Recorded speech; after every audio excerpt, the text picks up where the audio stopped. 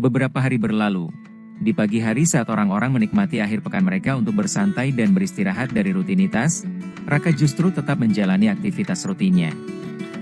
Meski hari itu adalah Sabtu dan ia libur bekerja, Raka memulai harinya dengan berlari pagi dan lanjut ke gym untuk latihan angkat beban. Waktu berjalan cepat hingga siang hari. Tiba-tiba ponselnya bergetar, pesan dari Thomas masuk. "Raka, malam ini kami main ke tempatmu lagi ya. Kamu mau minum apa?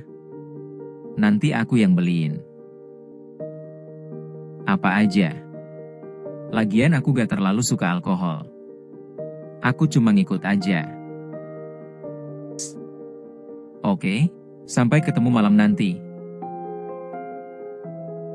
"Jijik banget," balas Raka dengan nada bercanda.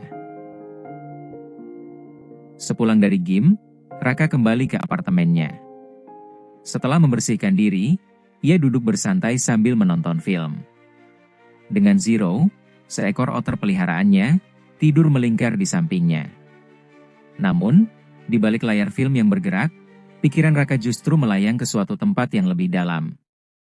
Entah apa yang ia pikirkan. Tanpa sadar, Raka tertidur. Saat terbangun, hari sudah mulai malam. Ia pun buru-buru bersiap, tahu teman-temannya akan segera datang. Sementara itu, Thomas sedang menjemput Salsa.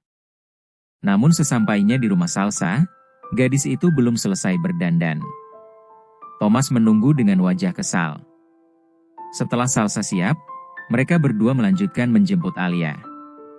Di dalam mobil, Alia terlihat sedikit ragu. "Apa enggak papa aku ikut?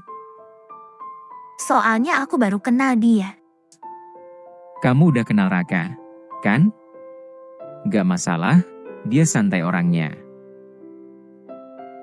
"Iya, dia baik kok orangnya, meski ngeselin dikit.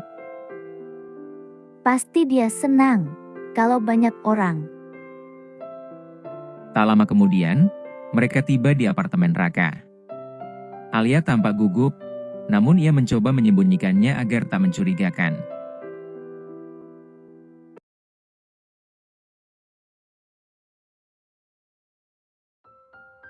Saat pintu dibuka, Zero langsung menghampiri Alia dan mengendus-endus kakinya.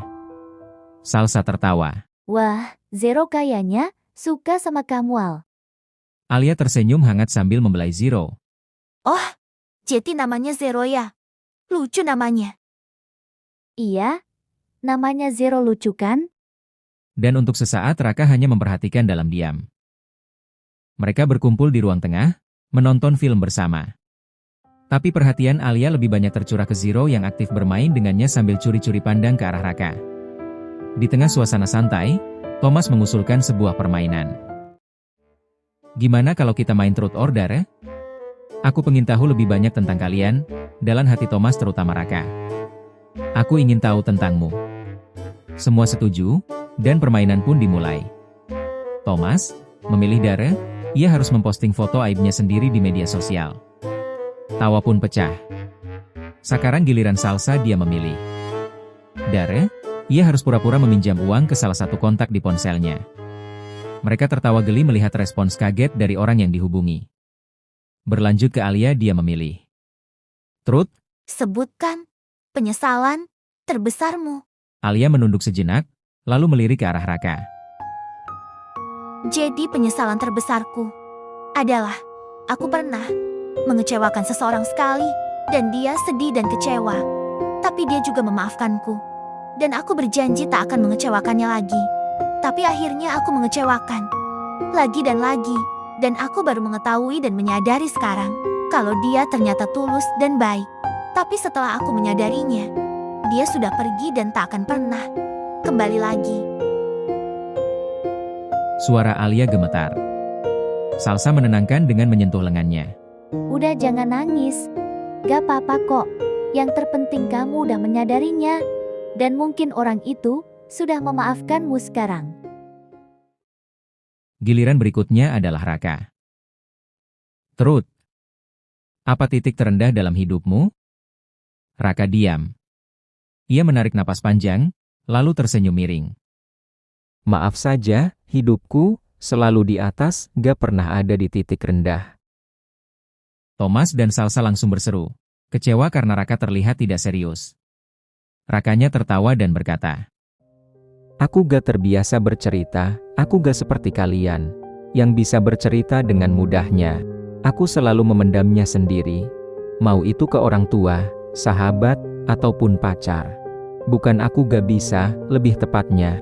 Tapi aku gak tahu mulai ceritanya dari mana, mungkin ini agak sedikit aneh. Aku selalu bercanda, tidak serius.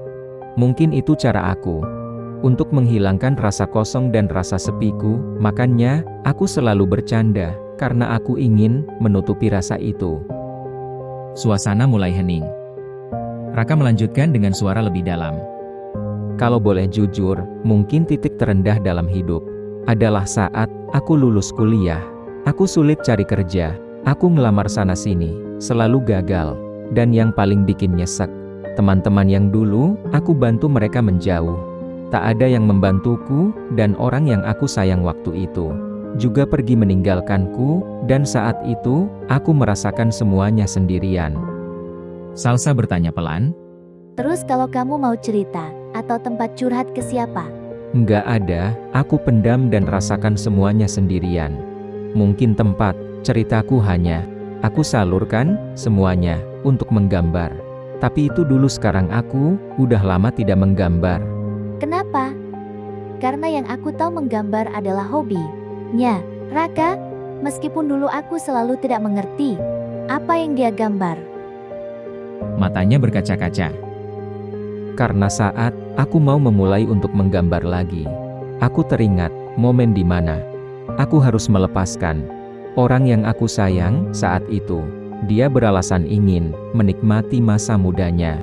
Dia ingin sendirian dulu, tanpa terikat sama siapapun. Tapi itu semua bohong, dan semenjak saat itu aku kehilangan hobiku dan orang yang aku sayangi saat itu.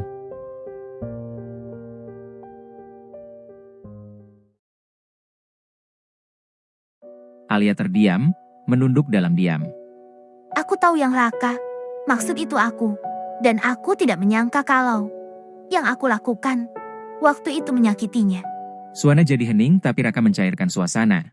Raka berdiri dan berkata, Udah cukup, sedih dan suasana suram ini. Aku membencinya, lebih baik kita minum sampai puas. Malam ini kita harus senang-senang dan bahagia. Mereka pun makan bersama, tertawa, minum, dan menikmati malam.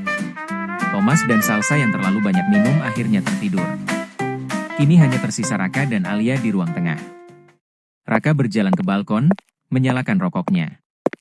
Udara malam menyelimuti keheningan. Tak lama, Alia menyusul. Di luar dingin loh. Enggak kok, biasa aja. Sekarang kamu hebat ya. Udah punya tempat tinggal dan mobil sendiri. Ya, aku cukup lumayan kerja keras. Alia memperhatikan rokok di tangan Raka. Kamu merokok lagi? Iya, cuma di momen tertentu aja. Aku kira kamu udah berhenti. Dulu aku berhenti karena permintaan seseorang. Maafin aku, Raka. Maaf, untuk apa? Semua yang udah aku lakuin dulu, aku benar-benar minta maaf. Kamu berhak marah dan membenciku. Raka terdiam. Matanya memandangi langit malam, sebelum akhirnya menjawab. Aku tidak marah atau membencimu, lagian juga. Waktu kita putus, secara baik-baik juga kan? Akunya aja yang terlalu lebay. Dulu aku belum menerima semuanya berakhir. Dan tidak ada yang berubah, entah itu perasaanku atau rasa sayangku. Masih sama seperti dulu, tak ada yang berubah. Alia terlihat terkejut, bahkan sedikit lega. Tapi Raka melanjutkan, dengan suara yang lebih dalam dan lembut. Tapi, rasa sakit dan kecewaku terus tumbuh. Angin malam mengalir pelan, membawa keheningan yang lebih dalam dibanding kata-kata. Mereka berdiri bersebelahan dalam diam, namun masing-masing terperangkap dalam dunia yang berbeda. Raka belum sembuh, dan Alia baru mulai menyadari betapa dalam luka yang pernah ia tinggalkan. Namun di tengah keheningan itu, keduanya sadar, mungkin malam ini adalah awal dari sesuatu, entah penebusan, entah pengakhiran. Yang pasti, tak ada yang akan sama lagi setelah malam ini.